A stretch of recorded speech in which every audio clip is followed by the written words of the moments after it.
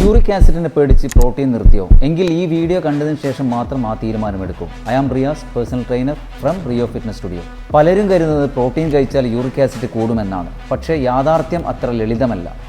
Uric acid ഉയരുന്നതിൽ പ്രധാന പങ്ക് വഹിക്കുന്നത് പ്യൂരിൻ അടങ്ങിയ ഭക്ഷണങ്ങളും ചില ജീവിതശൈലി ഘടകങ്ങളുമാണ്. കരൾ, കിഡ്നി പോലുള്ള ഓർഗൻ മീറ്റുകൾ, ചില സീ ഫുഡുകൾ, റെഡ് മീറ്റ് അമിതമായി കഴിക്കുന്നത്, മദ്യപാനം, ഫ്രക്ടോസ് കൂടുതൽ അടങ്ങിയിട്ടുള്ള മധുരപാനീയങ്ങൾ എന്നിവ യൂറിക് ആസിഡിൻ്റെ അളവ് കൂടാൻ സഹായിക്കും. അതേസമയം പാല്, മുട്ട, തൈര്, പനീർ, പ്രോട്ടീൻ പോലുള്ള ഉയർന്ന നിലവാരമുള്ള പ്രോട്ടീൻ സോഴ്സുകൾ സാധാരണയായി യൂറിക് ആസിഡ് കൂട്ടുന്നവയല്ല.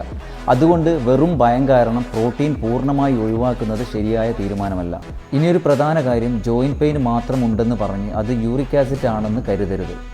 ആദ്യം ഒരു ബ്ലഡ് ടെസ്റ്റ് ചെയ്ത് യഥാർത്ഥ കാരണം കണ്ടെത്തുക. കാരണം മനസ്സിലാക്കിയാൽ മാത്രമേ ശരിയായ ചികിത്സയും ശരിയായ ഭക്ഷണക്രമവും തിരഞ്ഞെടുക്കാൻ കഴിയൂ. പ്രോട്ടീനെ പേടിക്കേണ്ട, തെറ്റായ വിവരങ്ങളെയാണ് പേടിക്കേണ്ടത്. ഈ വീഡിയോ നിങ്ങൾക്ക് ഉപകാരപ്പെട്ടെങ്കിൽ ലൈക്ക് ചെയ്യാനും ഷെയർ ചെയ്യാനും ഫോളോ ചെയ്യാനും മറക്കരുത്.